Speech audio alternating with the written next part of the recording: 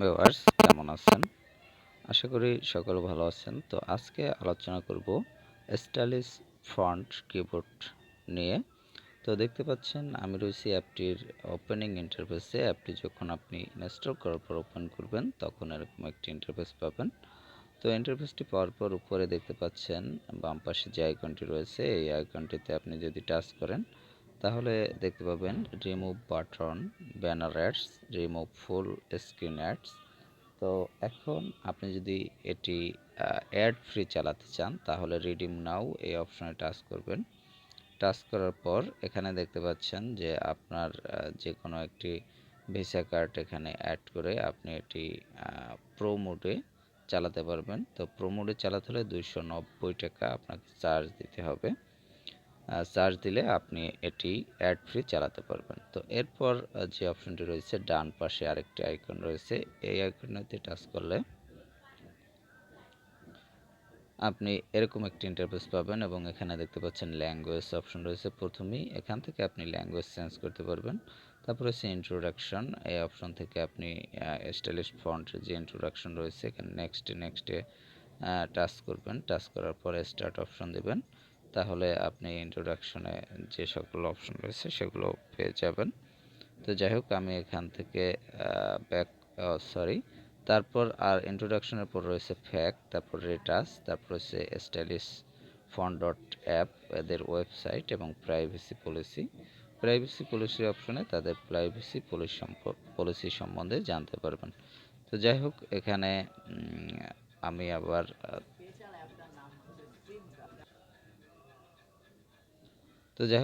আবার ওপেনিং ইন্টারফেসে চলে যাচ্ছি।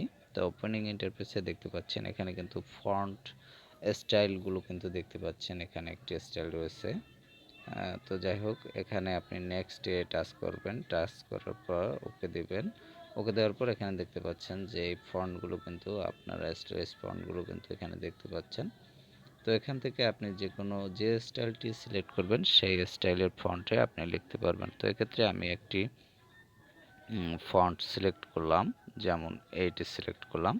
যেমন এখানে এখনও যদি আমি লিখলাম হাই, সরি এখানে আমি লিখলাম হাই। তো হাই দেখতে পাচ্ছেন যে এটি কিন্তু এখানে হাই লেখাটির স্টাইল আপনি কিন্তু দেখতে পাচ্ছেন। এই স্টাইলে আপনি লেখাটি লিখতে পারবেন। তারপর এখানে রয়েছে ফন্ট সাইজ, এখান থেকে ফন্ট সাইজ ছোট বড় করতে পারবেন। তারপর হচ্ছে ইনভার্ট অপশনে আপনি এখান থেকে ডার্ক মোড করতে পারবেন। তো যাই হোক এখান থেকে আমি ফিরে আসলাম। ফিরে এসে এখানে দেখতে পাচ্ছেন যে আরও অনেকটি ফন্ট রয়েছে। যাই হোক কোনো অ্যাড যদি চলে আসে তাহলে আপনি এটি কেটে দিবেন। তা গুড ইভিনিং, অথবা এখানে আমি লিখলাম শুধু গুড লিখলাম, গুড বা গো লিখলাম। দেখতে পাচ্ছেন গো লেখাটি কিন্তু এরকম হবে এবং এখান থেকে আপনি ফন্ট সাইজটি প্রয়োজনে বাড়াতে পারবেন, দেখতে পাচ্ছেন, এবং এখানে এটি কিন্তু ব্ল্যাক মোড করতে পারবেন। তো যাই হোক এখানে এই স্টাইলগুলো রয়েছে। তারপর যে স্প্যানিশ বায়ো কম্পোজ, এই অপশনে আপনি দেখতে পাচ্ছেন যে তাদের বায়োসগুলো রয়েছে এবং এখানে আপনি কম্পোজ করতে পারবেন প্রয়োজন মতো। এখানে এই স্টাইলে আপনি লিখতে পারবেন। যেমন আপনি যদি লেখেন হাই, এখানে আমি লেখাগুলো কেটে দিলাম। এখানে হাই লিখলে এভাবে হাই আসবে। তো যাই হোক এখান থেকে আমি রিটার্ন করলাম। তারপরের যে অপশনটি রয়েছে এখানে আপনি কন্টিনিউ করতে পারবেন। কন্টিনিউ করলে দেখতে পাচ্ছেন এখানের স্টাইলগুলো আসবে এরকম লেখা। তো এখানে বিভিন্ন স্টাইল রয়েছে, এখান থেকে আপনি যে কোনো একটি স্টাইল ইউজ করতে পারবেন।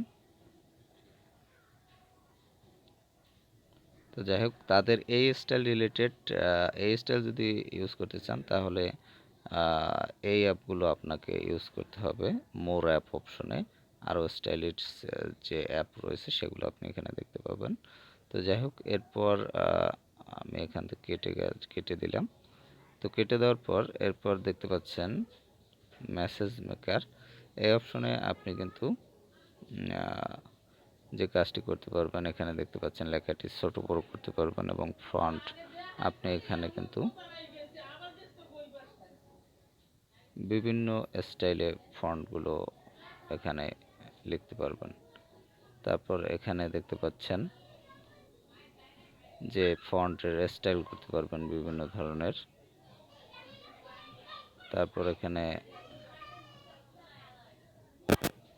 কালার, এখান থেকে আপনি কালার করতে পারবেন। তারপর রয়েছে শ্যাডো, এখান থেকে শ্যাডো করতে পারবেন। তো যাই হোক, এরপর আপনি এখান থেকে